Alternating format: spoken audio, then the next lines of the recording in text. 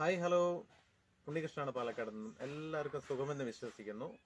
പുതിയൊരു വീഡിയോയിലേക്ക് എല്ലാവർക്കും സ്വാഗതം. ജൂൺ മഴക്കാലമൊക്കെ തുടങ്ങിയിരിക്കുകയാണല്ലോ അല്ലേ. വേനലിൻ്റെ ആ ചൂടൊക്കെ കഴിഞ്ഞു മഴ തുടങ്ങിയിരിക്കുകയാണ്. പൊതുവെ അസുഖങ്ങളുടെ ഒരു സമയമാണല്ലോ, അസുഖങ്ങളുടെ ഒരു കൂമ്പാരം തന്നെയാണ് അല്ലേ. അതിലുണ്ടാകുന്നൊരു പ്രത്യേക അസുഖമാണ് പനി, അതുപോലെ മഞ്ഞപ്പിത്തം, അങ്ങനെ ഒരുപാടുണ്ട്. അതിലെടുത്ത് വരേണ്ട ഒരു അസുഖമാണല്ലോ ശ്വാസം മുട്ടൽ അഥവാ ആസ്മ. ഇത് സാധാരണ എല്ലാ അലർജി ഉള്ള പേഷ്യൻസിന് സ്ഥിരം ഉണ്ടെങ്കിലും മഴക്കാലത്താണെന്ന് കൂടുക. അതായത് ജൂൺ മുതൽ ഡിസംബർ ജനുവരി ഉള്ള സമയങ്ങളിലാണ്, തണുപ്പ് വരുന്ന സമയങ്ങളാണ് അധികരിക്കുക ശ്വാസം മുട്ടൽ അഥവാ ആസ്മ, വലിവ്.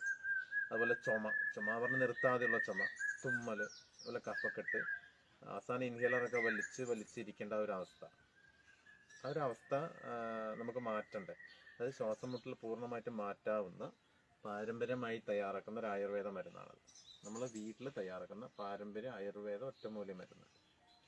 4 ആഴ്ചയാണ് മരുന്ന് കഴിക്കേണ്ടത്. 10 വയസ്സ് മുതൽ മുകളിലേക്കുള്ള കുട്ടികൾക്ക് മരുന്ന് കഴിക്കാം, 10 വയസ്സിന് മുകളിലുള്ളവർക്ക് മരുന്ന് കഴിക്കാം. 4 ആഴ്ച കൃത്യമായിട്ട് ഞാൻ പറയുന്ന രീതിയിൽ വെറും വയറ്റിൽ കഴിക്കണം. പ്രത്യേകം ശ്രദ്ധിക്കേണ്ട കാര്യം, ഒരാഴ്ചയോ 2 ആഴ്ചയോ 10 ദിവസമോ കഴിച്ചതുകൊണ്ട് അസുഖം ഒരിക്കലും മാറില്ല. ഇത് എടുത്ത് പറയാനുള്ള കാരണം എന്ന് വെച്ചാൽ, ഒരുപാട് പേര് മരുന്ന് വാങ്ങിച്ചിട്ട് ഒരാഴ്ച കഴിച്ചിട്ട് അസുഖം മാറുന്നില്ല എന്ന് പറയുന്നുണ്ട്. 4 ആഴ്ച